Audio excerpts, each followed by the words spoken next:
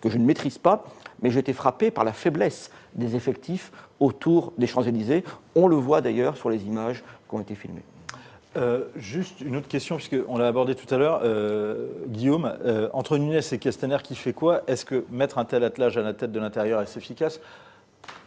Je ne sais pas si vous pouvez répondre sur le plan technique, en tout cas sur le plan politique. Oh, un attelage au ministère de l'Intérieur, ça s'est déjà vu. Je ne sens pas sur la question. La question de la crédibilité de l'exécutif, elle est posée à l'ensemble de l'exécutif, qui est un ou deux ministres, dont un qui vient de la police, qui semble quand même bien connaître cela. Bon, mais pour l'opinion, le ministre de l'Intérieur, c'est Castaner. C'est sur lui quand même que se concentrent les interrogations ou les doutes. Voilà. Jean-Michel, ce sera la dernière question, nous pose cette question. Le problème n'est-il pas l'inanité du débat politique inhérente à la Ve République? Oui, c'est une question très vaste, mais je pense que non. Il n'y a pas d'inanité du débat politique sous la Ve République. Il y a un débat réel.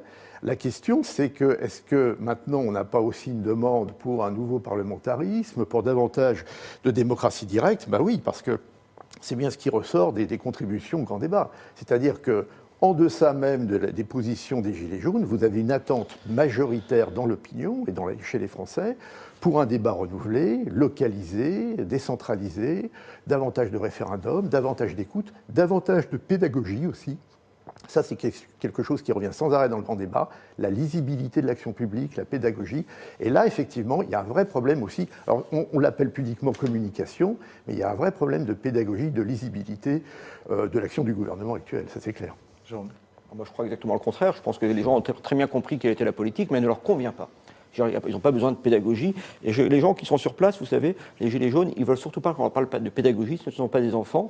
Vous avez un petit problème quand même qui est posé, c'est l'absence de respiration parlementaire. Parce que les gens ne veulent pas seulement s'exprimer ou être écoutés, ils veulent aussi exercer une forme de pouvoir. Et le fait que l'élection se soit jouée au premier tour cette fois-ci, fait que depuis, et qu'on leur dise maintenant pendant 5 ans, la politique va être menée sans la moindre concession, qu'aucune, pour ainsi dire, aucun texte de l'opposition ne passe, des différentes oppositions ne passent au Parlement, fait qu'effectivement, le pouvoir est totalement monolithique. Il s'en est d'ailleurs vanté au début du quinquennat, et que face à lui, il suscite une opposition qui est, d'après les sondages, majoritaire et qui prend une forme de plus en plus brutale parce qu'il n'y a pas de soupape, il n'y a rien.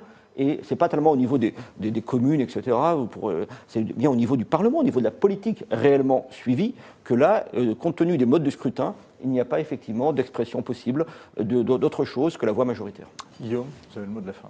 Oui, en même temps, la continuité de l'action aussi, une revendication classique des Français qui se plaignent